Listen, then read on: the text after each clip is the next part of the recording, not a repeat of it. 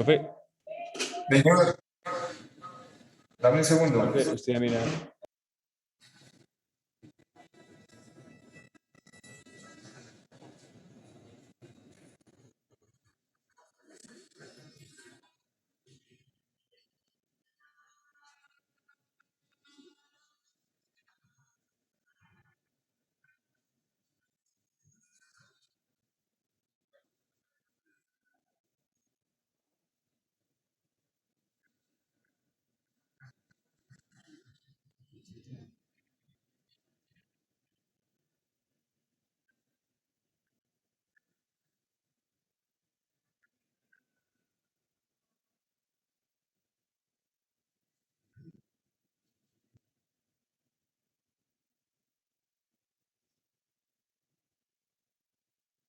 Dame un segundo, muchachos.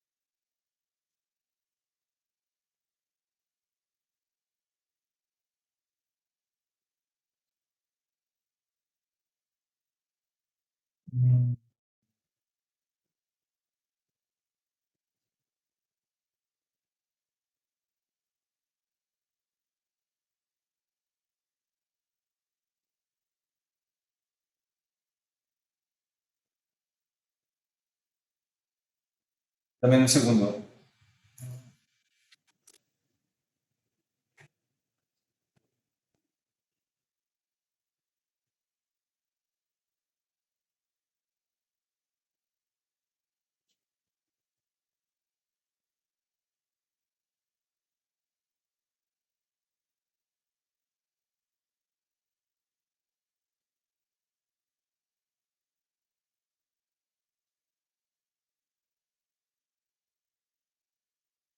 Bueno, nosotros habíamos empezado ya nuestro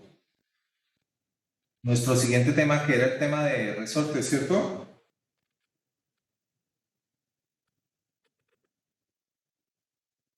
Sí, profe, en eso íbamos, haciendo un ejercicio. Estamos haciendo un ejercicio.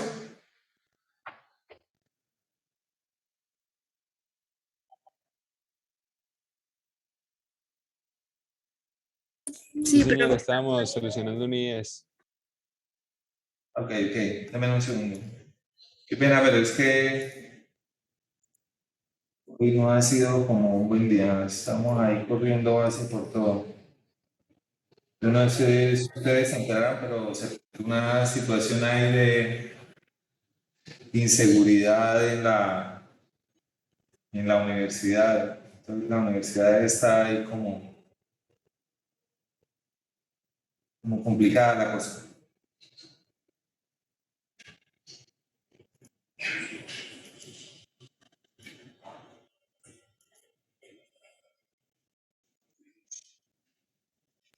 Profe, ¿sí ha tenido tiempo de revisar los parciales que le llegaron al correo? Los que me llegaron al correo,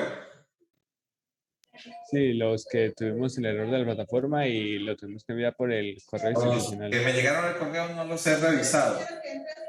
Entonces, yo creo que a algunos en la nota del parcial les salió 00.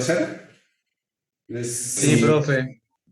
Si esa es la situación, entonces déjenme y yo reviso. Si quiero les recuerdo los nombres, es que lo que pasa es que esta semana ha sido algo un poquitín complicada, qué pena ir con ustedes. Entonces apenas llegue apenas tenga un tiempo ahorita en la tarde o en la noche, les reviso y les corrijo la nota, ¿vale? Si el parcial está ahí en el correo electrónico, no va a haber ningún problema. Listo, profe, muchas gracias. Ok.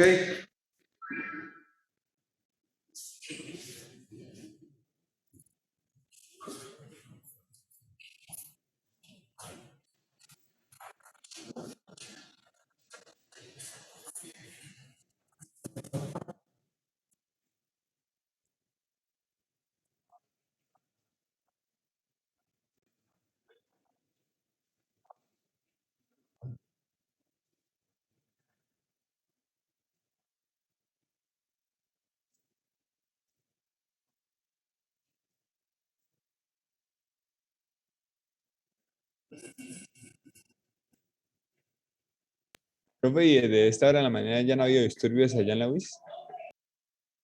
Esta mañana no ha habido disturbios, pero sí hay un ambiente como enrarecido con respecto a la situación ahí de seguridad, o no mucho de inseguridad al interior del campus, y hay unos profesores, creo que de la escuela de 3T, que sacaron un comunicado.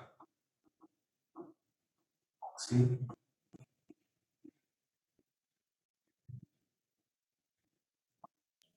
¿Cuáles son las indicaciones en ese comunicado? Pues si ustedes me permiten, yo lo voy a leer. Dice: Informe público, Universidad Industrial de Santander. Se convoca asamblea de 3C. Perdón, este no es. Ah, no, este es otro. Este es de los estudiantes.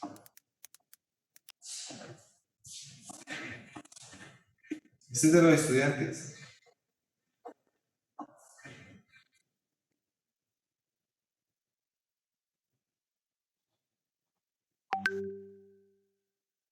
Dice: entendemos las problemáticas de seguridad que han afectado al campus, las cuales se deben solventar por medio de pedagogía y fortalecimiento de la seguridad privada, por medio del aumento de personal. Reconocemos el consumo de sustancias psicoactivas dentro del campus, el cual implica el 50% de la población estudiantil, por lo cual debe haber un espacio de tolerancia. Rechazamos cualquier tipo de actividad que se relacione con fiestas que se tomen de carácter violento y o afecten la comunidad universitaria. Y los estudiantes de E3T dice: manifestamos el rechazo al comunicado realizado el 30 de agosto del 2021 por parte del profesorado en su manifiesto de desarrollar las clases de manera remota. O sea, los estudiantes de 3T quieren retornar a clases. Pues es lo que yo entiendo, ¿no? Porque si rechazan las clases de manera remota, ¿qué quiere decir? Que quieren volver. Y convocan a la asamblea el próximo jueves 2 de septiembre a las 2 de la tarde. Yo no sé mecánica ahí, ¿qué piensan? El hecho es que la escuela... Pero sí es verdad que no ha habido rumbas en la universidad. Dime. Que sí es verdad que no ha habido rumbas o actividades que no sean académicas en la Yo universidad la por verdad estos no, días. yo la verdad no me entero, muchachos. Yo vengo, dicto mis clases. Lo que sé es que este es el único curso en donde no viene ningún estudiante. En el curso de estática están viniendo 7, 6. Esto, eh, en el último parcial, en el parcial que hicimos de estática, todo el mundo lo perdió. Resolvimos el parcial, la gente no había entendido. La gente que estaba en clase dijo que estaba agotada de la pantalla, que quería volver a clases, que no entendían absolutamente nada de lo que se explicaba en clase, que habían entendido en el momento en el que habíamos, pues claro, usted después de que resuelve todo parcial, todo problema después de que se resuelve es fácil, ¿sí o qué? Pero pues en esta situación es complicado. En el diseño 1, resolvimos el parcial, allá están yendo 8 estudiantes, entonces, y son grupos de 40, ¿no? Entonces, pues uno no sabe qué pensar. La verdad es que lo que creo es que la universidad cambió. Y la gente que llega a la universidad cambió. Porque cuando yo estaba aquí en la universidad hacían festivales de la cerveza al interior de la universidad, abajo en Camilo. Y la gente iba, bailaba, traían orquestas, venían grupos de rock, todo eso. Y pues el problema del aeropuerto siempre lo ha habido. Pero no se veían situaciones así como tan críticas como las que se ven ahora, ¿no? Porque usted veía, pues sí, los mismos 4 o 5 compañeros que le gustaban ahí las vitaminas y que iban y tal, y se pegaban su viaje y tal, y volvían, gente ahí con sus cosas, ¿no? Pero ahora la situación ya ha cambiado, porque usted ya ve que no se hacen fiestas al interior de la universidad, porque todo resulta ahí en desórdenes, en lugar de la gente tomarlo pues como por el lado amable de que vamos a rumbear y qué tal, no. Entonces, pues es una situación delicada, ¿no? Que ya había una persona que decía que el nivel de educación de un pueblo se ve reflejado en la cantidad de leyes que hay. Entonces decía, aquí hay leyes para todo. Si usted va caminando por la calle y encuentra un letrero prohibido hacer sus necesidades en la calle. Si su perro hace necesidades, la multa será de tanto. Sabe que usted no puede hacer sus necesidades fisiológicas en la calle, pero entonces, claro, aquí la gente no sabe que eso no se puede hacer, entonces toca poner una ley para eso. ¿Y eso a qué se debe? Al nivel de educación que tiene la gente. O sea, no, la gente no respeta, no. Y de pronto eso no pasaba hace 30 años. Cuando yo estaba en la universidad, la gente era ahí como muy pues educada y tal, y la gente pues hacía lo que tenía que hacer y tal, pero no molestaba a nadie. Ahora no, ahora la situación se complicó. El mundo cambió, todo cambió. Yo no sé ustedes ahí qué piensan, qué han pensado de volver.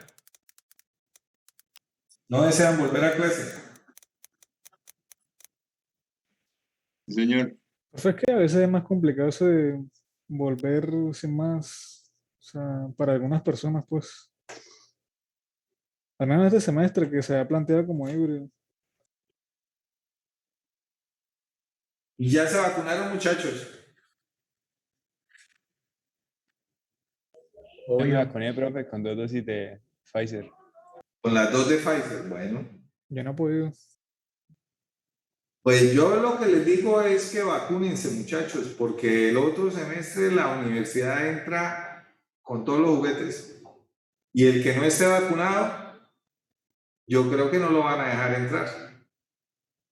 Entonces, esto deben hacer la tarea y tratar de hacerle esfuerzo a vacunarse. Bueno.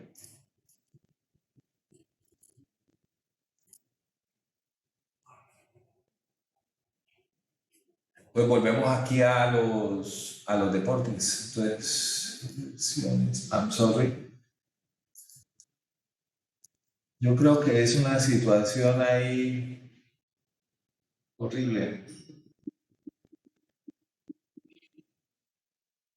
Claro, entre más tiempo, pues es más sencillo, pero la gente que más está sufriendo es la gente que está viendo de pronto los cálculos y las ecuaciones. Porque los chicos de estática me dijeron que ellos que estaban viendo cálculo 3 y creo que ecuaciones o una cosa así, que ellos no han aprendido nada.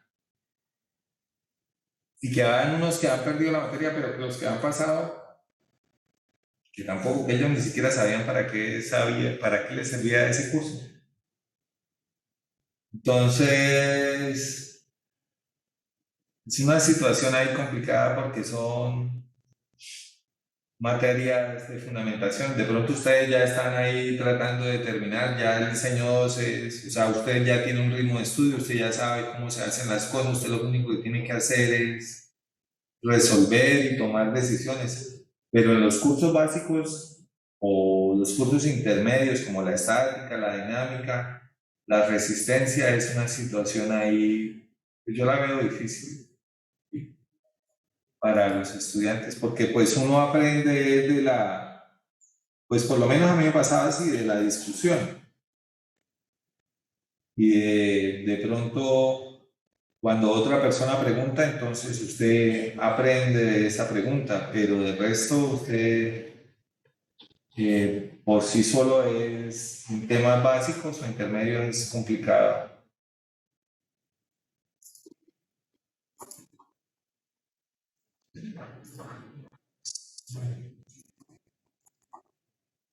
Bueno.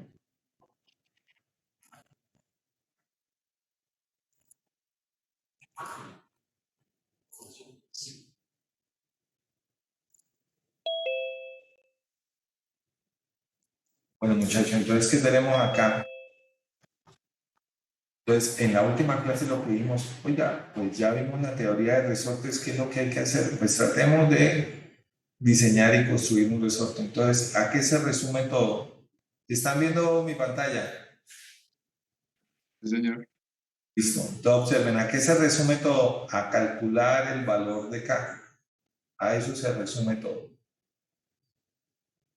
Pero ¿será que cuando yo voy allá a donde Don Miguel en la 20, en la 19 con 16, en la 19 con 14, Don Miguel necesito que me fabrique un resorte que tenga una constante K de tanto, ¿él se lo construye? No. Él lo que necesita es la longitud libre, no necesita la K. Necesita la longitud libre, necesita el número de espiras totales y necesita el diámetro del resorte y el diámetro del alambre y efectivamente los materiales. Entonces, ¿qué decíamos acá? Entonces, observen, como la relación que yo tengo es lineal, para un valor de fuerza mínima yo tengo un valor de Y mínimo y para el valor de fuerza máxima yo tengo un valor de F máximo. De F máximo. La situación ahí es lineal. Lineal. ¿Cuál debería de ser el punto ahí? Cuando la relación no sea como. Cuando la relación sea no lineal.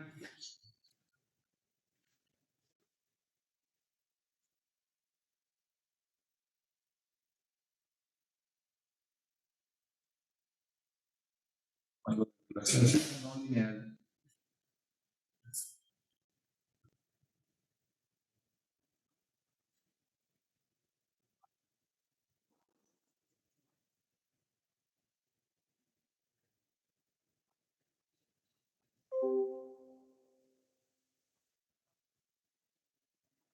Bueno.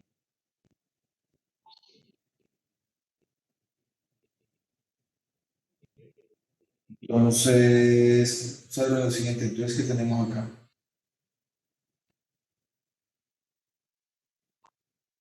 Entonces, yo tengo aquí F, tengo, espera, tengo acá.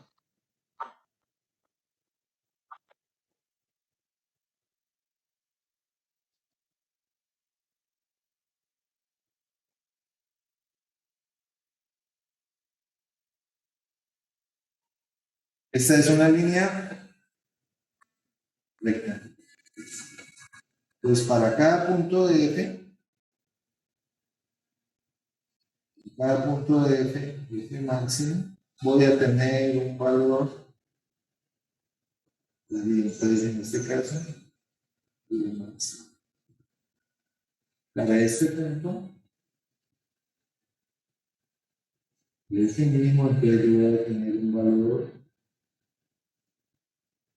de Y mínimo. Si no es así, ¿eso funciona? No. Entonces, la relación que yo tengo acá es lineal. Pues yo debería de poder decir que F es igual a acá. Yo debería de poder decir que este es un modelo lineal de carga.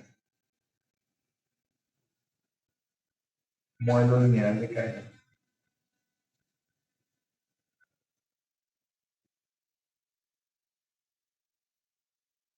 Lineal de carga.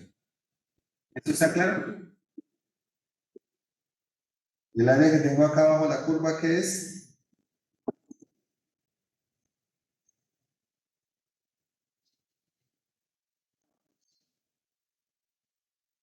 ¿Esa qué es? La energía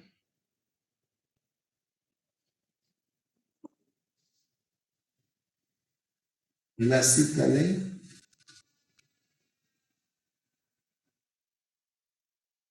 deformación, ¿cierto? Pues la energía elástica que es igual a un medio ¿de quién?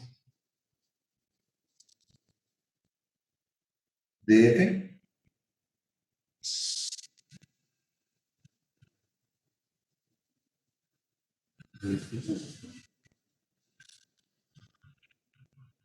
Pero como yo sé que F es igual a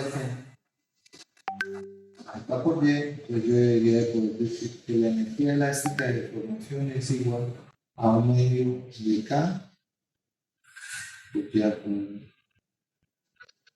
lo que medio de K por Y.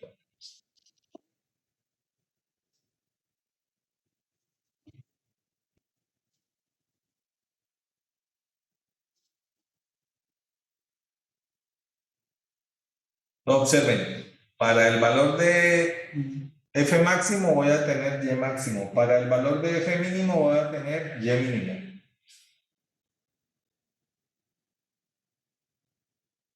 Para esos valores voy a tener un valor de K.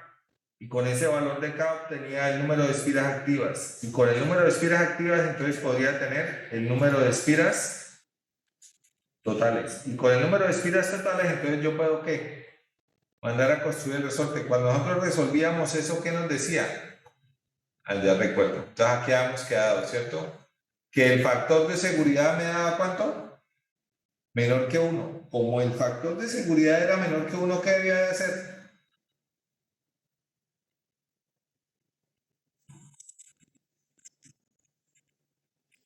Cambiar el material de resorte. Hacer un recálculo. Cambiar el material del resorte o cambiar el diámetro del resorte. Entonces nosotros habíamos puesto aquí que el diámetro inicial del resorte, que el calibre era un calibre 12, que era este. Pues vamos a cambiarlo. ¿Cuánto le colocamos?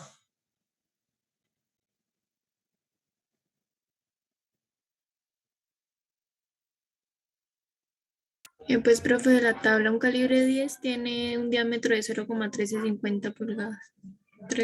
1350. ¿Cómo? Que de la tabla de donde sacamos ese calibre, un calibre menor tiene un diámetro de 0,1350 pulgadas. O sea, aumentar el diámetro. ¿Aumentamos el diámetro a cuánto? ¿0,13? 1350, sí, señor. Y ¿Ese qué sería un calibre es? 10.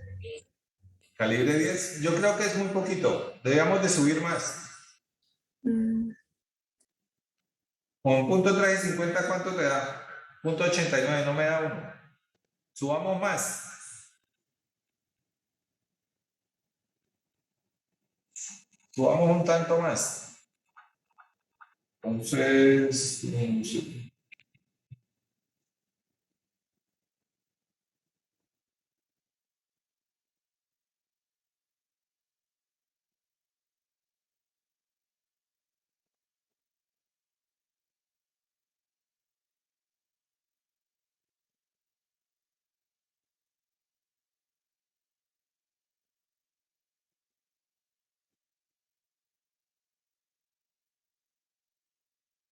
Profe, calibre 8 es .1620. punto 1620 y con calibre 8, ¿cuánto te da? Ya le digo.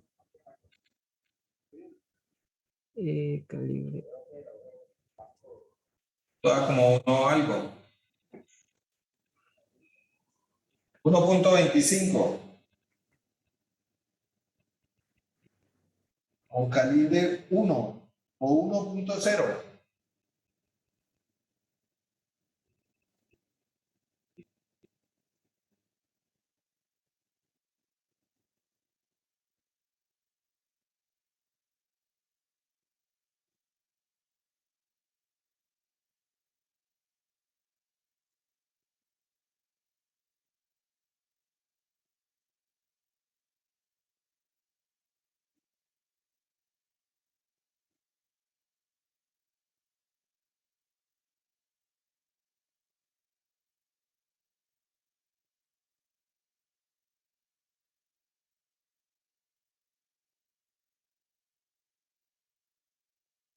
Profe, de calibre 1 es .2830.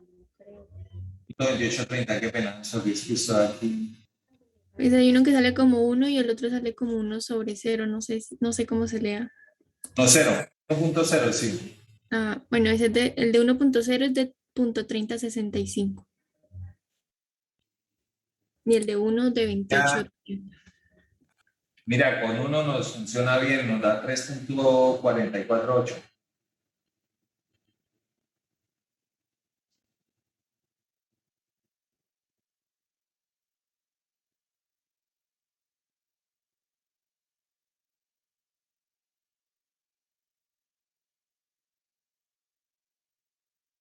De 30.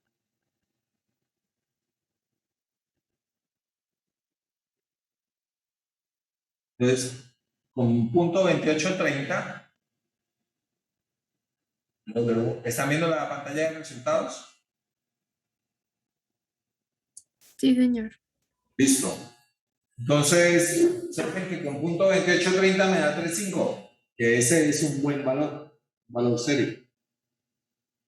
¿Qué podemos sacar de este ejercicio? Que es la condición más sencilla de carga. Entonces,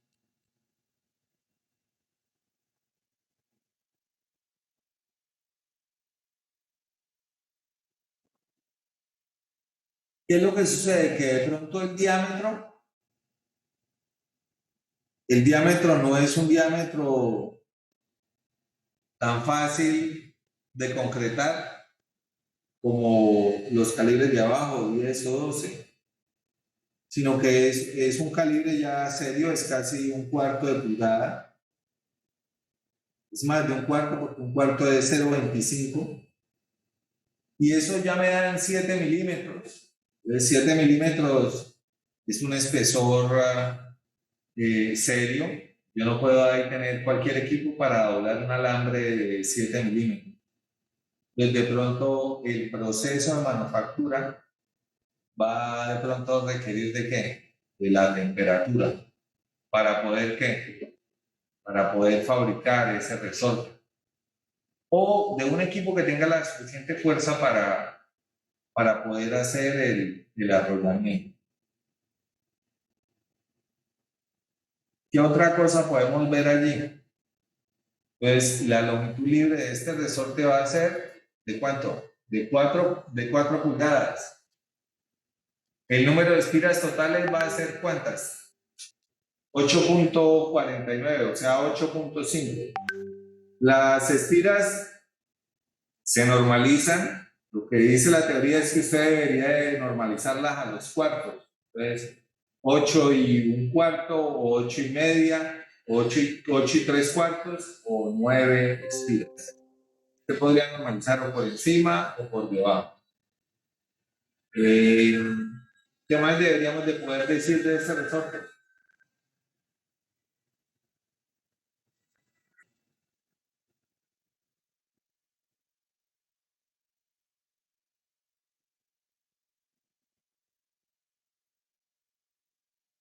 Profe, al ser muy pequeño es muy difícil su proceso de manufactura. Pues, efectivamente, de pronto la clase pasada vimos unos videitos en los cuales se realizaba el proceso de fabricación del resorte. Todos los semestres hacíamos un ejercicio de construcción, en el sentido de que usted vaya y se unte un poquitín de industria y mire, vaya y construya un resorte. Para que usted pues se entere de cuál debería de ser como el debido orden de las cosas. Entonces es ahí como una situación en la cual usted aprende porque pues básicamente tratar con la gente es lo más difícil. Entonces usted aprenderá a comunicarse con una persona que de pronto no tiene el mismo nivel de formación tuyo, pero al cual usted debe tenerle toda la paciencia para qué, para explicarle qué es lo que quiere y que él de pronto le brinde el conocimiento que él quiere, porque la gente que está afuera sabe mucho. La gente que está en los talleres o en los sitios de fabricación tiene muchísimo conocimiento ahí empírico, pero que funciona. Y pues toda esa situación ahí es muy respetable. Entonces, la primera es la de los materiales. Entonces, lo que ustedes van a observar es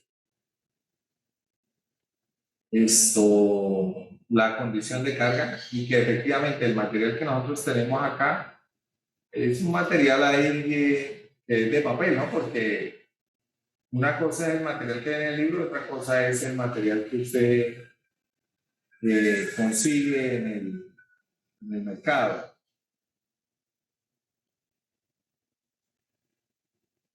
¿Quiénes de ustedes están acá en Bucaramanga?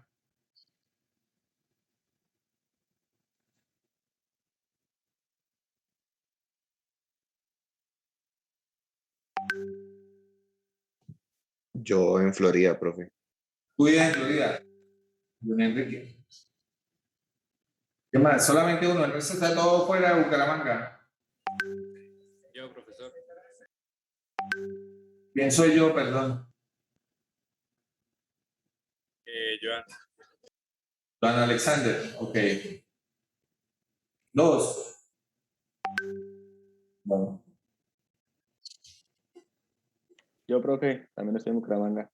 Felipe, Sí, señor. pues si usted quiere aprender del tema de resortes, lo que debería hacer es realizar el diseño y la construcción de un resorte. Entonces ir y mirar cómo es que en realidad se construye, porque pues el proceso que se plantea en el libro es un proceso que es en extremo teórico. Y los problemas se presentan es cuando yo trato de ajustarlos al material que se encuentra en el mercado. Ese es el gran problema. Profe, ¿qué material aquí en Colombia se encuentra más en el mercado? Bueno, aquí en Bucaramanga vas a encontrar básicamente 3 o 4 tipos de aceros. Hay un acero que es el acero nacional, que uno podría decir que se parece a un acero 1070. ¿Qué característica tiene un acero 1070? ¿Alto el carbono? Sí, muy bien. ¿Alta o baja resistencia? Alta resistencia. ¿Por qué? Porque tiene más del 40% de carbono. De 70. Alta resistencia. Entonces, debido a ese carbono, entonces, y esa resistencia, pues, uno podría decir que es maleable porque no es aleado. Entonces, es maleable. Pero tiene alta resistencia. El punto, entonces, es que ese material, usted no le va a encontrar tablas en el mercado. ¿Sí? Entonces, hay una normativa que es la ASTM, la 632, que es para materiales para fabricación de resortes, ¿sí? Y muelles. Si usted va a esas tablas, de pronto allá encuentra un acero 1070 y ese es de pronto el que más se le acerca. Observen que ustedes acá tienen que el valor de la constante depende de quién, del valor del del módulo de elasticidad. De tal manera que si usted no tiene el módulo de elasticidad para ese alambre, yo dudo que cuando usted construya el resorte se le vaya a deformar lo que usted pretende. Por eso es que le digo que lo más importante es que usted sepa qué materiales tiene. Entonces está el acero nacional, el acero alemán. Entonces uno pensaría que el acero alemán es un acero chino. Es un acero alemán, pero la verdad es que no es alemán. Es un acero chino o coreano que está entre un acero de alta resistencia y un acero aleado, pero del cual tampoco se tienen propiedades mecánicas. El otro acero que usted va a encontrar es un acero inoxidable. Ese acero inoxidable de pronto es el más confiable de todos. ¿Por qué? Porque usted de ese acero inoxidable se encuentra tablas. Y entonces usted puede de pronto ponchar una funcioncita aquí característica, con la cual usted pueda calcular propiedades y le dé un valor cercano. Y entonces en ese orden de ideas usted en el mercado local va a encontrar que hay muchos resortes que se fabrican ¿en qué? En acero inoxidable. ¿Por qué? No porque estén sometidos a ambientes corrosivos o se va a trabajar en industrias de alimentos, sino son aquellos resortes sobre los cuales usted tiene los valores de los datos de las constantes. Y con base en eso, entonces usted puede hacer un cálculo más o menos cercano de la realidad. Les pongo un ejemplo, un compañero de ustedes que hace mucho tiempo, él tenía una moto, tenía una AKT, y la moto vivía desajustada toda hora, pero el gran problema que tenía la moto era que la guaya del acelerador a toda hora se le quedaba pegada. ¿Y qué era lo que sucedía? El resorte que tenía ya al final la guaya, para mover la mariposa, y permitir el paso de combustible, se rompía. Y vista la clase, entonces un día digo, no, pero es que esto es una tontería. ¿Cuánto necesito que se mueva la guaya? 1 pulgada o 1,5 pulgadas al tanteo.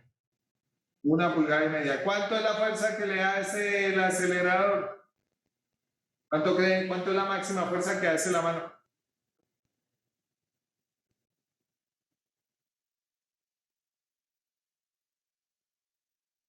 ¿Cuánto crees que es la mayor cantidad de fuerza que puede hacer tu mano cuando tú la cierras? Trae 1 kilo, 2 kilos, ¿sí o qué? Se puso, levantó los datos y efectivamente le cambió el resortico, se lo puso. ¿Cuánto le costó el resorte?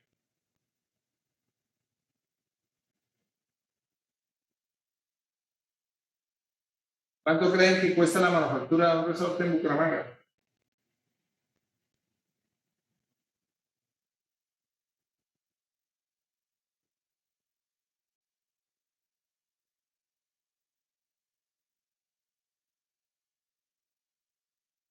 Unos 100.000.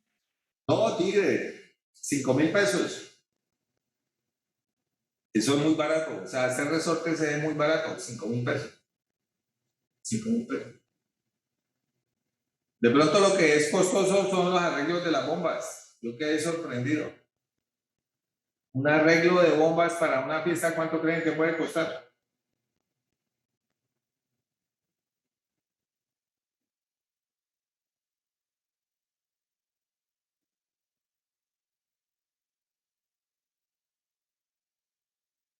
Díganme algo, muchachos. 200.000 quizás, o algo así. Por ahí pasó, imagínate, un arreglo con 20 bombas te cobran a ti 180.000 pesos por arreglar una decoración de una bomba. Le dije, no, pues, tremenda bomba, ¿no? Porque ¿cuánto vale una bolsa de bombas? Yo creo que las más caras costarán por ahí 20 o 30.000 pesos, ¿sí o qué? Yo creo que eso es caro. ¿Ah? ¿Eso qué quiere decir?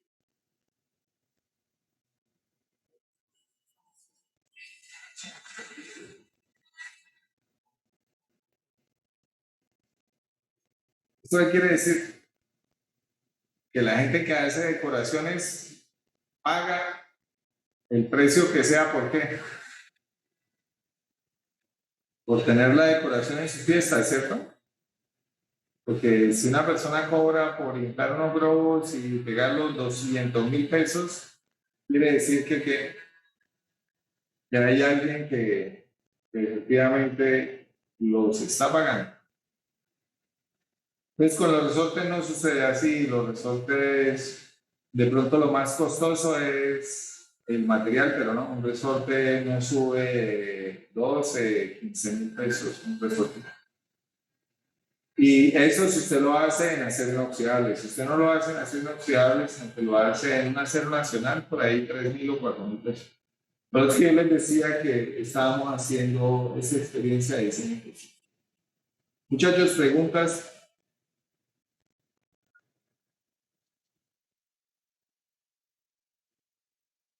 ¿Qué quiere decir eso? Si yo voy a construir, a diseñar y construir una resorte, ¿qué es lo primero que debería de hacer?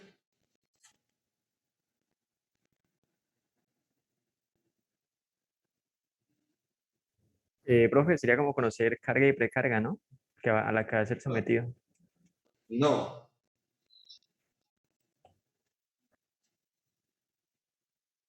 ¿Qué es lo primero que debería de hacer?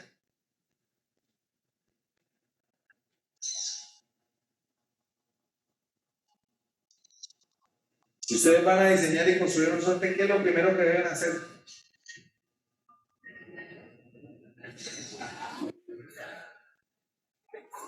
Mirar la Establecer un posibilidad material de y un una diámetro. ¿Cómo? ¿Según el problema? ¿Qué es lo primero que deberíamos de hacer? Si vamos a Establecer un, construir un resorte. establecer un material y un diámetro, según el sistema que se va a No. utilizar. Conocer los materiales que hay en el mercado para saber. Muy bien, conocer los materiales. Entonces, muchachos, no se les olvide, antes de fabricar, ustedes tienen que ir y mirar qué hay allá en el asfalto. Vital.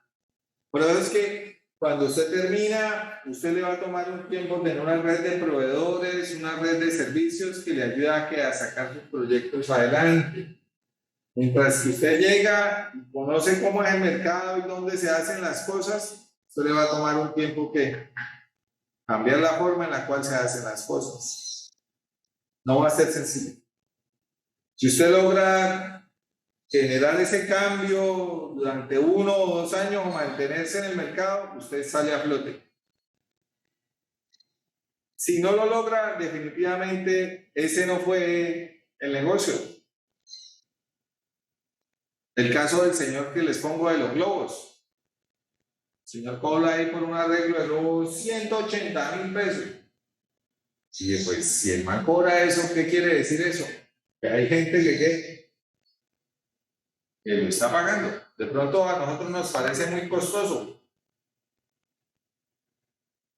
Pero si hay gente que cobra eso es porque hay gente que lo está pagando. Entonces, aquí hay una situación muy similar. Yo no puedo comprometerme a diseñar y a construir resortes si yo no sé qué es lo que hay en el mercado. Entonces, antes de proponer un diseño o cualquier cosa, usted debería de ir y mirar, bueno, quiénes son los que hay en resortes, usted qué materiales tiene, cuáles son los diámetros que usted tiene, ¿por qué? Porque yo no creo que el señor tenga todos los 10.000 diámetros de alambre para poder fabricar. ¿Está claro cómo se hacen las cosas allí? Profe, una pregunta. Pregunta. Profe, por ejemplo, para un sistema de una suspensión de un carro, si se podría mandarlo, o sea, a fabricar o solo tocaría con un propio fabricante según el concesionario. Pues lo que pasa, si tú quieres, tú lo puedes hacer. ¿Qué es lo que sucede ahí? Que esos resortes para grandes cargas vienen con un amortiguador y tienen unos procesos adicionales. Entonces, este resortico que tenemos ahí, tú llegas y lo fabricas, él no tiene un tratamiento térmico para eliminar esfuerzos y para aumentar resistencia, debido a que al valor de la carga. Cuando tú hablas de la suspensión de un vehículo, entonces de lo que hablas es básicamente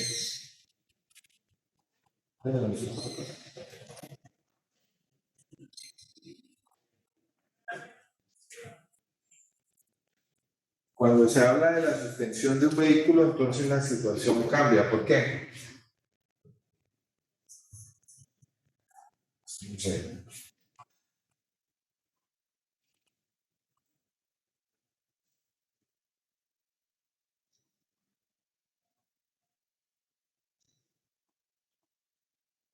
Entonces, la suspensión de un vehículo es un problema integral.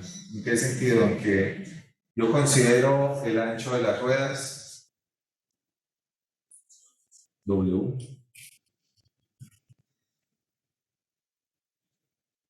¿Sí me están viendo el tablero? Sí, señor.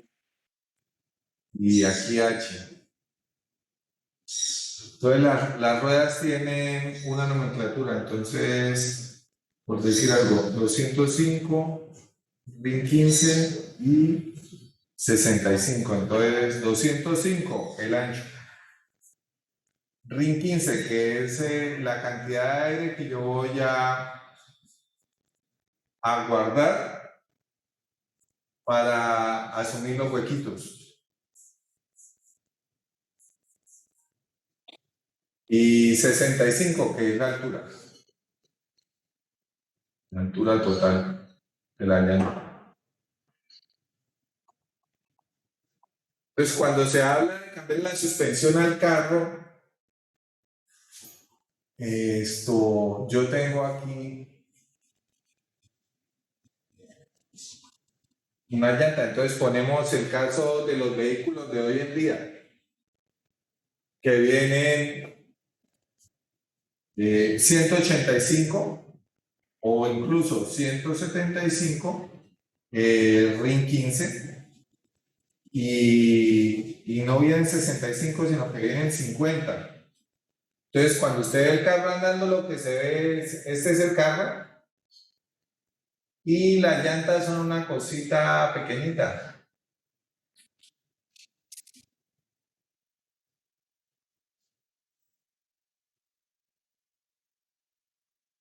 ¿Qué quiere decir eso? Que a ese carro no solamente le pusieron llantas pequeñas, ¿qué más le pusieron pequeño? La suspensión.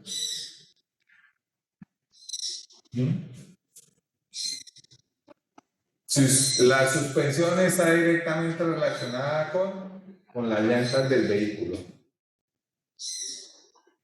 Entonces no es solamente cambiar la suspensión, sino también cambiar ¿qué? Las llantas. Uno ve que hay carros a los cuales de pronto no les cambian la suspensión, sino que les cambian ¿qué? Las llantas. Pero entonces amarrado a esto debe de ir el cambio de ¿quién? De este señor. Y entonces amarrado a esto, entonces ¿quién debe estar? El chasis. ¿Por qué? Porque una llanta entre más ancha, ¿qué va a hacer?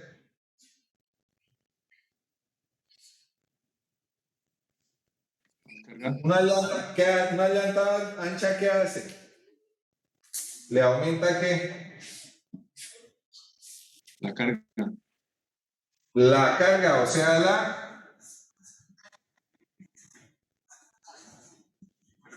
la tracción. Y entonces, ¿el que sufre quién es? El chasis del carro. Entonces, usted encontrará muchos carros que llega y los ve de lado. ¿Y cómo están las puertas del carro?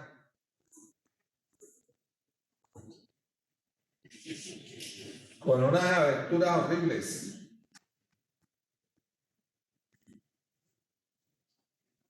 Y las puertas de ese carro no cierran. ¿Y eso por qué será? O porque el carro está estrellado, o porque efectivamente la fuerza que le están haciendo las ruedas al carro torció el chasis o el bastidor. Y al torcerlo, entonces las primeras que van a sufrir van a ser las juntas. Van a ser las juntas del vehículo. Entonces, el diseño de la suspensión de un vehículo no es un problema aislado, sino es un problema complejo en el sentido de que es un sistema que hace parte de muchos otros sistemas en el vehículo. Entonces, el sistema estructural o el bastidor del vehículo. Ahora, que tú le quieres cambiar la suspensión al carro, claro, se la puedes cambiar, pero entonces amarrada a la suspensión deberías cambiar ¿qué? Las ruedas. Ah, que yo quiero que el carro no brinque tanto y se quede más pegado al piso. Listo, si yo quiero hacer eso, entonces debo ponerle unas ruedas más anchas para que él vaya más rápido. Pero entonces si le cambio las ruedas, debo cambiarle también ¿qué? La suspensión. ¿Por qué? Porque este va a hacer mayor tracción y aquí este señor que tiene acá lo va a romper si le deja a esas llantas esa suspensión. Tal vez en algún momento hablábamos de la función que cumple el ring sobre la rueda. Pues el espacio de aire que queda aquí en la rueda. Entonces ese es un valor de K. El otro, ¿quién va a ser? El ring como tal, ¿cierto? Entonces el ring va a tener otra constante. Cuando yo lo dejo con 29 libras, él va a estar ¿qué? Cachetón. Si yo lo pongo con 36, de pronto este señor se comporta como ¿qué? Como toda una superficie. Y entonces, en lugar de trabajar la llanta, va a trabajar ¿quién? El amortiguador. Entonces yo puedo romper los soportes o puedo romper amortiguadores cuando tengo demasiado ¿qué? Cargados las llantas. Entonces todo es ahí como un conjunto de señales. Cuando usted le abre la tapa ya al tanque de la gasolina, ya hay unos datos importantes que le dicen, oiga, la gasolina que le debe echar a este vehículo no debe contener plomo y debe tener un octanaje de tanto. Si lleva 4 pasajeros, debe dejar las llantas traseras en 30 y las delanteras en 29. Y si va a ir a carretera, entonces deje todas en 30. Si usted supera esos límites, ¿quién va a trabajar? La suspensión. Entonces, claro, efectivamente, usted si la lleva en 30, usted gasta menos gasolina, pero tenga la plena seguridad que en 6 meses usted va a tener que hacer cambio de ¿qué? De amortiguadores. Entonces, por eso es que hay muchas personas les gusta tener el carro no con la llanta llena, sino que queda ahí como agachadito, para que efectivamente el viaje sea más confortable. Si usted se come un hueco, la llanta se deforma y el amortiguador trabaja a la función que fue. No anda trabajando a toda hora, solamente cuando encuentra que el hueco. Mejor darlo como a 28 libras, ¿no? 28 de pronto es muy bajo. Entonces hay unas marcas, cuando usted compra las llantas, hay unas marcas, dentro del neumático hay unas marcas de desgaste. Entonces cuando usted lo deja en 28, la marca de desgaste lateral se le va a borrar pronto, entonces el neumático se le deteriora. Y de pronto el 28 le consume más gasolina. Claro, todo depende de qué, del carro y de la llanta. Si usted tiene una llanta radial y es una camioneta de estas de Platón de 2 toneladas, usted lo puede dejar en 28 y no le va a hacer nada, porque la camioneta que tiene mucha fuerza. Pero un automóvil en 28 va a estar que muy cachetón. Por eso es que es importante entonces también no comprar las llantas de supermercado, sino comprar llantas de marca. Entonces las llantas de marca son radiales. Entonces esas tienen una ventaja y una desventaja. Entonces las radiales, como su nombre lo indica, tienen radios. Entonces cuando usted se pincha, la llanta que se pone cachetona pero no se hunde. Se hunde cuando tiene ya 0% de aire. Sí, las llantas de supermercado, cuando usted se pincha, ¿qué le sucede? Como no son radiales, la llanta se desinfla completamente y se va al piso. Una buena llanta radial, si usted está pinchado, le permite llegar a su destino. ¿Cuál es el inconveniente? Que cuando usted está pinchado, si usted no está atento de las llantas, de pronto usted corre que el riesgo de andar pinchado mucho tiempo y no enterarse, entonces claro, deteriorar el rin y dañarlo. Ahora de pronto es más sencillo porque hay mucha tecnología, entonces usted le vende, allá usted consigue en internet unos sensores de presión que se los amarra al teléfono. Entonces el sensor le manda la señal de las 4 ruedas. La rueda tal, vienen con un programita y para listo, le manda la señal y él le dice cuál es la presión.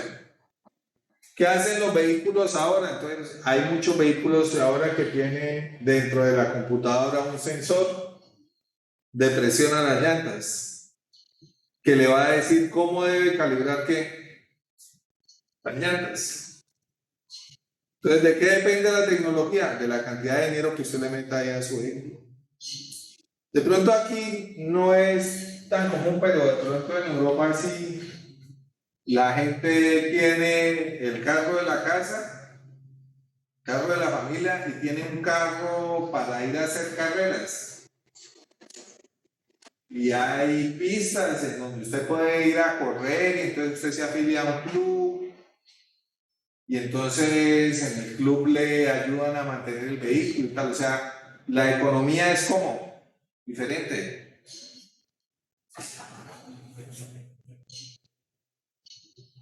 Muchachos, ¿preguntas? ¿Por qué le colocó un amortiguador a la suspensión en un vehículo? Por todo el estudio que se debe realizar de todos los sistemas, ¿no? Las cargas. Entonces observen, en los resortes estamos alrededor de 50, 60 kilos, cargas pequeñas. Los amortiguadores se van a ir para las condiciones de carga elevadas. ¿Y qué? Baja frecuencia. Entonces, el amortiguador que va a tener aceite,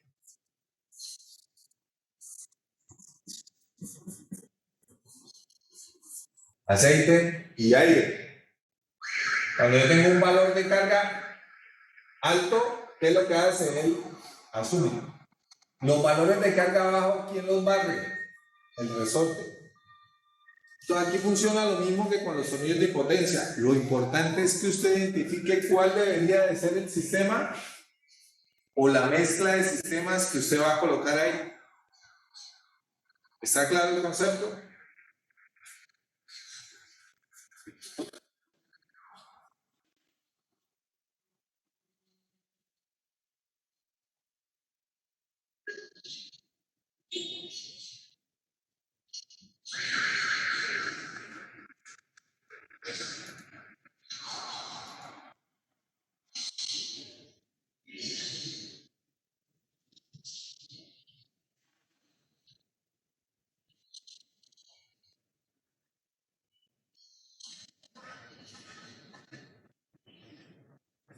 Teníamos los resortes helicoidales,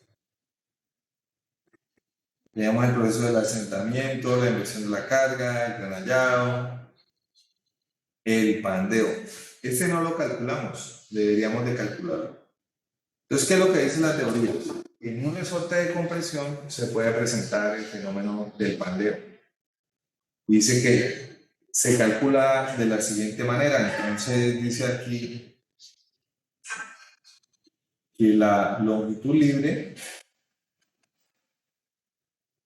debería de ser menor que 4. Dice que si es mayor que 4, el resorte se puede pandear. Entonces, tratemos de calcularla acá en el ejemplo que estamos haciendo. Deberíamos de poder decir aquí. El F es igual, perdón, que SR es igual aquí a LF sobre el diámetro del resorte.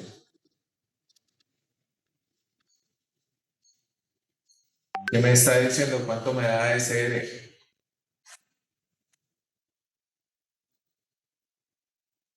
¿Lo calcularon, muchachos?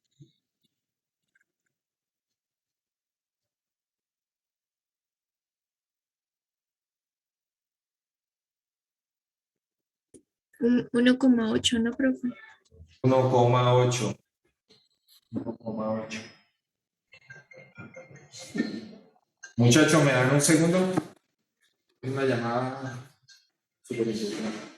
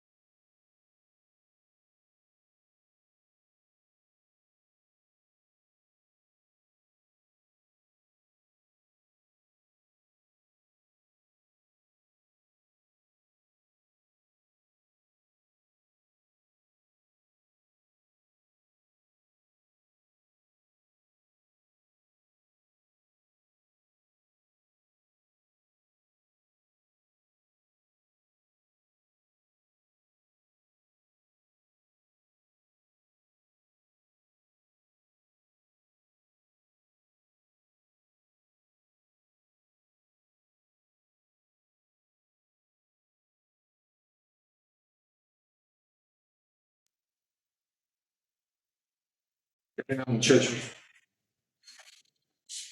Qué pena, muchachos. Estamos aquí volando y bebiendo. Bueno, entonces calculamos acá.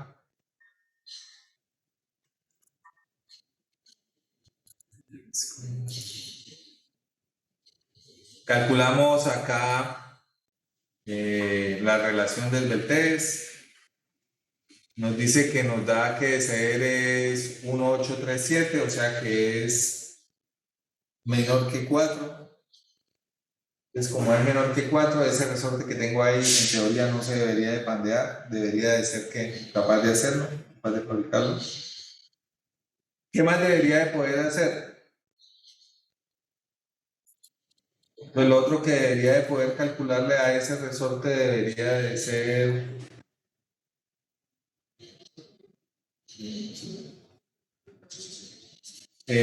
las frecuencias naturales.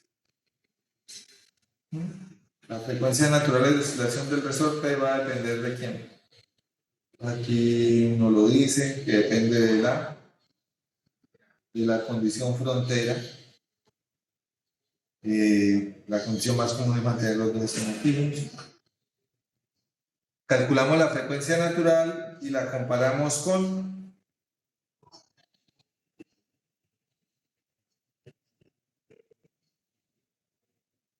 la frecuencia de oscilación del sistema.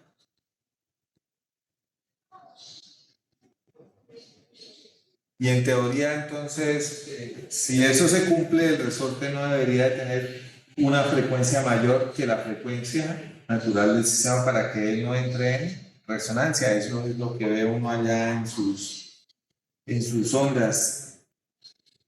¿Sí?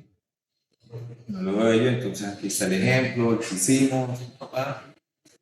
Después viene un procedimiento que es el procedimiento de diseño bajo condición de carga dinámica. Entonces, cuando tratamos de diseñar un resorte bajo condición de carga dinámica, básicamente lo que hacemos es que calculamos las propiedades de ¿quién? Del resorte. ¿Sí? Del resorte. Entonces, recordemos que cuando nosotros teníamos una condición de carga dinámica, lo que hacíamos era lo siguiente. Entonces, teníamos 10 a la 6, aquí teníamos 10 a la 3.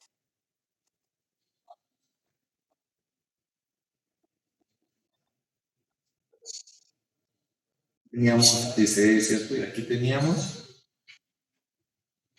¿cierto? Aquí venía N. Y lo que estaba por acá,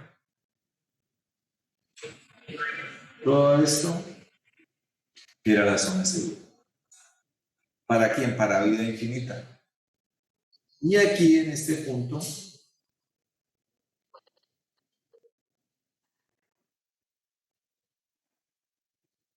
pues teníamos, por decir algo, a las 5 teníamos que ser a las 5. Observen que la carga que nosotros teníamos aquí era una carga, aquí no había precarga, entonces todo partía de quién? Del origen, de cero. Observen que es muy diferente cuando nosotros tenemos un resorte. Nosotros tenemos precarga y tenemos línea de carga inicial. Aquí no, aquí esto viene del origen, o sea que no hay precarga. Cuando se diseña un resorte bajo condición de carga dinámica, lo que se hace es que se tiene en cuenta un valor de carga inicial, tau, y se establece entonces la condición de precarga. Si vamos a establecer una condición de zona segura, entonces tau medio y tau alterno. ¿Qué debería hacer allí? ¿Qué es lo que hacen los libros allí? Entonces, observen. Se igualan las dos condiciones. Entonces, ¿la altura de quién? de precarga debería de ser igual a la altura de ¿quién? De Goodman. Entonces yo, en este caso, voy a hacer Goodman, calculo acá Y igual a MX más B, y hago esta señorita acá que es la precarga y le digo que esto es Y igual a MX. Las igualo, que las Y deben ser iguales, y entonces me encuentro con ¿quién? Con este punto. Con ese punto ahí. Y entonces ese punto entonces yo lo convierto en una carga que va a ser ¿qué? Totalmente alterna. Eso es lo que hace el libro de normas. Y con base en eso, que es lo que está acá, N es igual a SA sobre el tau alterno. Y entonces determino cuál debería de ser el factor de seguridad para quién. Para las constantes. Entonces observen, este señor que tenemos acá, que es último de corte, esta límite de resistencia a la fatiga por corte, ese es, y este último de corte por el tau alterno. Tenemos el tau inicial, el tau medio y el tau. Entonces la pregunta aquí sería, bueno, ¿y cómo hago para calcular los valores de tau medio y de tau inicial? ¿Cómo deberíamos de poder hacer para calcularlo?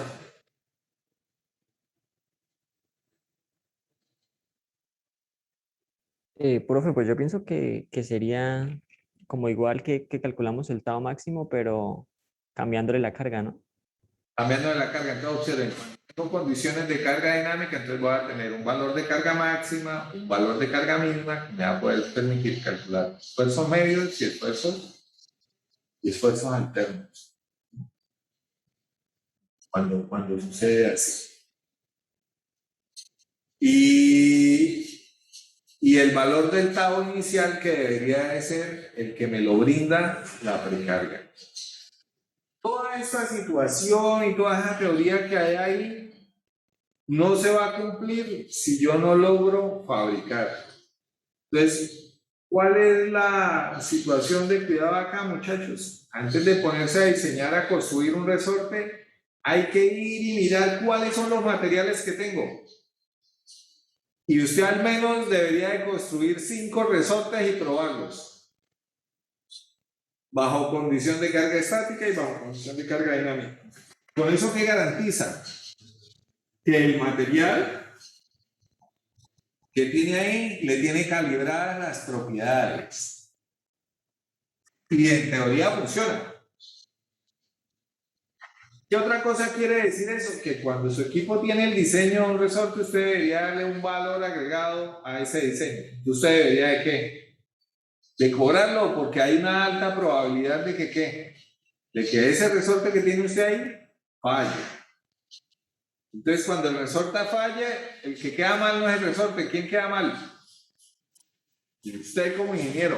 Y eso tiene un valor enorme. De pronto ustedes no lo notan ahora, pero sí tiene un valor enorme el hecho de que se diseñen esas piezas y el equipo funcione. ¿Por qué? Porque en el momento en el que el equipo no funciona, el que queda mal no es el equipo. El que queda mal es la persona que construye, que diseña. Básicamente, pues, porque para eso a ustedes que le están pagando.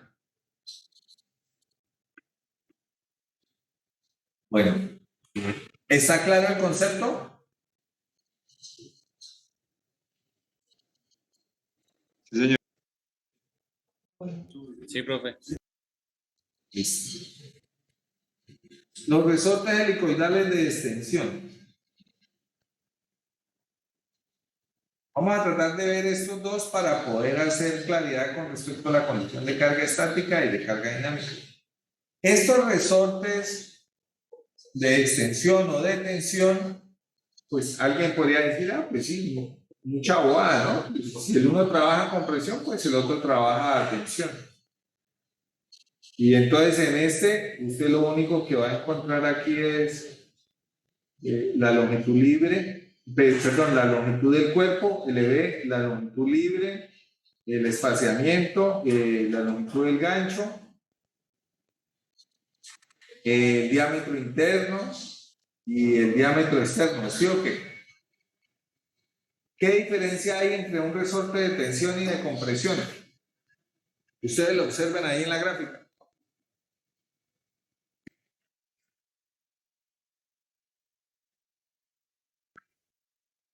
Profe, la longitud libre es muy diferente, ¿no? Muy bien, entonces observen, en un resorte de tensión, las espiras están pegadas. Un resorte de tensión. Y en un resorte de compresión,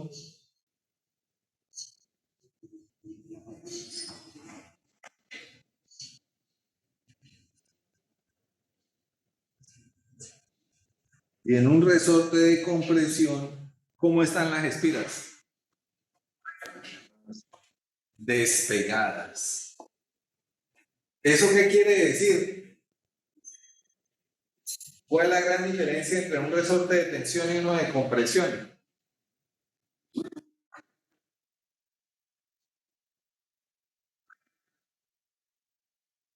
Pregunto.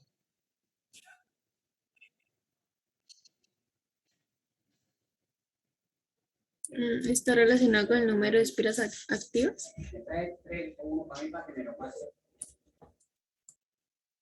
No. No. Profe, en el de compresión, no, en el de tensión no vamos a tener problemas de pandeo. Bueno, muy bien. Sí, en el de tensión no va a haber problema de pandeo, claro, porque el resorte está a tensión y la tensión y el problema de pandeo se presenta es por compresión, claro. Muy bien. Pero ¿cuál es la principal? ¿Cuál creen ustedes que es la principal diferencia? Pues la principal diferencia es la cantidad de energía almacenada. Entonces, en el resorte de compresión que tiene las espiras separadas, yo tengo que aplicar ¿qué? Precarga. En un resorte de tensión, no. Un resorte de tensión, la precarga ya está allí metida. No observen, él tiene las espiras acá. Entonces, observen mi brazo. ¿Cómo funciona? Yo lo tuerzo. Le voy a aplicar una carga de torsión. ¿A quién? Al alambre. Entonces, para que las espiras queden pegadas, yo lo debo torcer. ¿Cuánto? El valor que sea necesario ¿para qué? Para que él almacene la energía. Y de esa forma las espiras queden como recogidas. Y cuando yo le aplique carga, él ya tenga la energía almacenada. La diferencia que existe entre un resorte de tensión y uno de compresión es que ese resorte de tensión ya tiene la energía almacenada. ¿Cómo? Por un proceso de deformación. Observen mi brazo. Yo lo tuerzo, hasta más no poder. Al torcer ese alambre, antes de arrollarlo, le voy a generar deformación. Y esa deformación es la que va a generar que cuando yo arrolle las espiras, el resorte quede como recogido y con energía almacenada lista para ser entregada. O sea que la energía que va a entregar el resorte de tensión cuando él funcione va a ser que energía de deformación debido a la carga de torsión. Debido a la carga de torsión. ¿Está claro ese concepto? El número de espiras totales va a ser igual al número de espiras activas y la longitud del cuerpo del resorte va a ser igual al número de espiras totales por el diámetro del alambre. La constante. Observen, la constante está aquí desarrollada por esa recetica que tenemos ahí, que es d a la 4 por g sobre 8d al cubo por na. El número de espiras activas. ¿Qué nos indica eso? ¿Qué nos indica eso?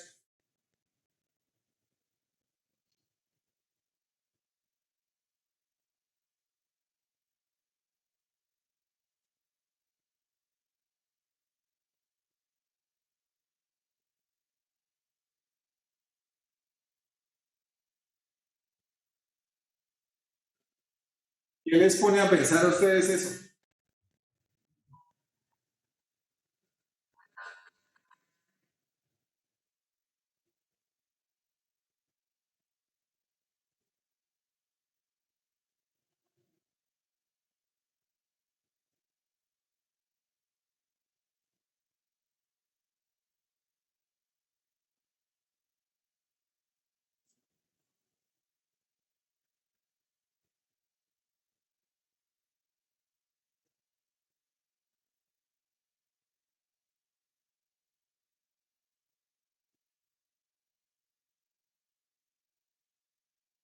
La cantidad de formación que se genera en el resorte.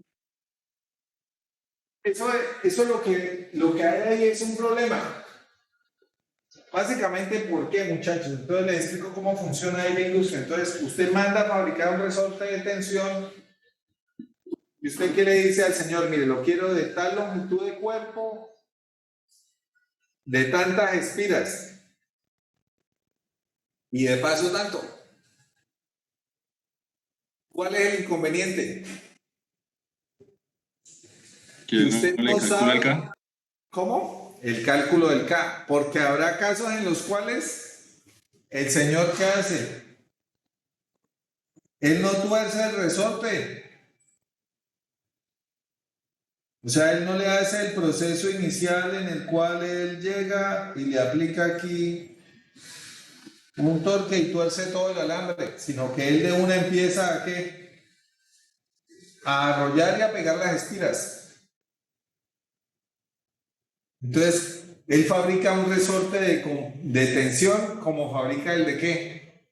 El de compresión. Y el proceso de manufactura es el que es ¿qué? Diferente. Porque observen que si usted calcula mal la K o cambia la K, el número de espiras va a ser ¿qué? Diferente. Entonces no es lo mismo calcular una K con precarga que calcular una K sin precarga. ¿Y de eso cuándo se entera usted? Cuando usted llega y recibe el resorte y lo somete a carga y él no se deforma lo que usted esperaba. ¿Qué pudo haber pasado ahí? Que efectivamente la persona que realizó el proceso de fabricación no lo precargó. ¿Está claro el concepto? Sí, profe. ¿Sí? Entonces, ¿qué es lo que dice la teoría? Lo que dice la teoría es que el valor de precarga debería estar dado de la siguiente manera. Entonces hay dos curvas y estas curvas atienden a ¿qué? A un valor de C. Y entonces aquí usted debería de poder calcular que el esfuerzo inicial, que debería de ser que el promedio entre las dos curvas. Pero usted ¿cómo hace para decirle al señor, mire, póngale una precarga de tanto? Pues él no lo hace básicamente porque no tiene el equipo para torcer el alambre. Entonces lo que hace simplemente es pone el equipo a paso 0 o a paso 1 o a paso 2 y deja las espiras que pegadas, o en algunos casos las deja que sin pegar. ¿Qué quiere decir eso? Que de pronto una cosa es lo que uno calcula y otra cosa es lo que se fabrica. Por eso es que yo les reitero que estos valores deben tener un índice, en el sentido de que cuando usted cobra el diseño, debería de ser mucho más costoso cuando usted tiene que diseñar y construir el resorte, que cuando usted tiene un producto terminado, el caso de un amortiguador. No, yo simplemente aquí coloco el amortiguador y él me barre la frecuencia y me absorbe la carga. Y ya. Muchachos, ¿preguntas?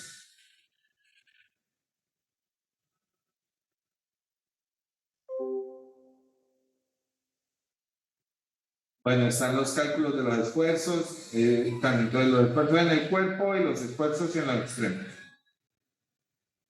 ¿Preguntas? ¿No hay preguntas? Muchachos, si no hay preguntas, dejamos así por hoy. De ser posible, nos vemos mañana. Yo tengo una pregunta. Pregunta. O sea, ahí ya que se podría concluir que no se puede por debido al diámetro tan pequeño que tiene el resorte. ¿Cómo así? ¿Cómo así? La del ejemplo, la de que estábamos haciendo el problema. ¿Y el anterior? Sí, El anterior era un problema de compresión. Este que tenemos acá es un problema de compresión. Este que tenemos aquí es un problema de compresión. ¿Sí? ¿Qué hicimos acá? Supusimos el diámetro del resorte. Supusimos el diámetro del resorte. Dijimos que el diámetro del resorte no era calibre 12, sino que era 1.0, punto 283, que eso es más o menos un cuarto de pulgada. Que ese es un valor apreciable. ¿Sí? Y nosotros aquí lo calculamos, pero la prueba de fuego está cuando yo voy a mandarlo a fabricar. Entonces al fabricante debería decirle, bueno, mire, don Miguel, necesito que me fabrique un resorte.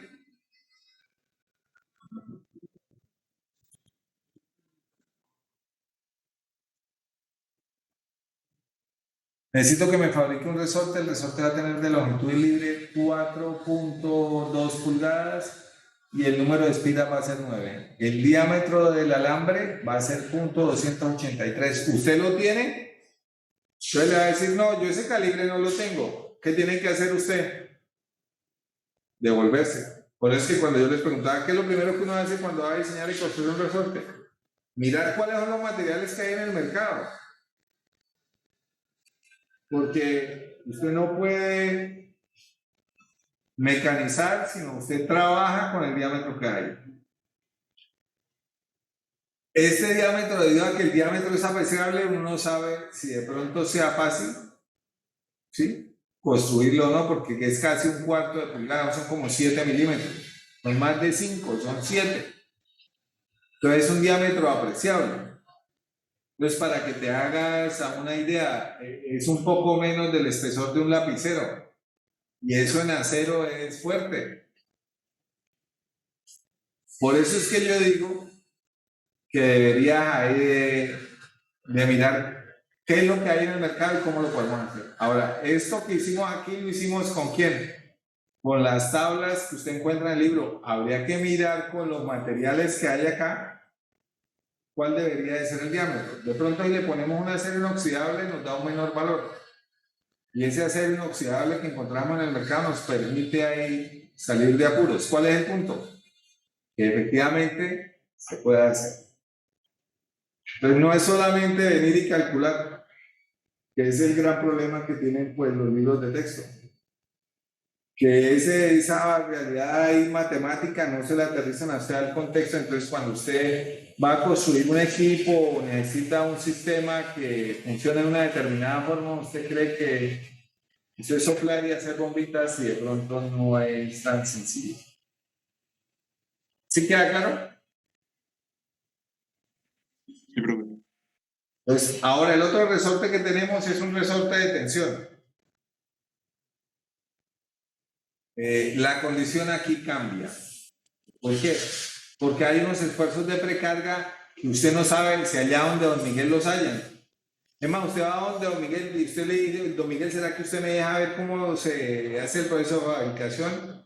Y entonces el man lo que va a pensar es que de pronto usted viene a copiarle el negocio. Y entonces, ¿qué va a hacer? ¿Qué le va a decir? No, chino, adentro. ¿Ah? Que vaya Chino, todo. adentro no hay espacio, no se puede hacer. Mire a ver qué va a hacer, no, entonces mándelo a hacer otro lado. Y si usted le dice, oiga, don Miguel, ¿será que usted le puede aplicar precarga al alambre? Y él le dirá, sí, pero cuando usted llega y pone a prueba el resorte no le funciona, usted no sabe por qué. Pues básicamente porque el proceso de fabricación en la industria está lejano de la teoría que usted ve acá. Entonces, de pronto el libro de Norton le dice que en un resorte de tensión es F menos F sub I, pero como el señor allá no le aplica precarga, usted lo tiene que calcular tal cual calcula un resorte de ¿qué? De compresión, para que medianamente le funcione. Entonces, hay una situación en la cual ustedes deben estar muy atentos. Una cosa son los modelos de cálculo y otra cosa son los procesos de manufactura. Uno debe tratar de buscar el punto medio o el punto de equilibrio que va a haber entre los dos. ¿Sí queda claro? Señor. Bueno, listo, muchachos. Entonces, de ser posible, nos vemos mañana miércoles. Que tengan un buen día, muchachos. Cuídense mucho y traten de vacunarse. Listo, profe, Hasta gracias. luego, gracias. Vale.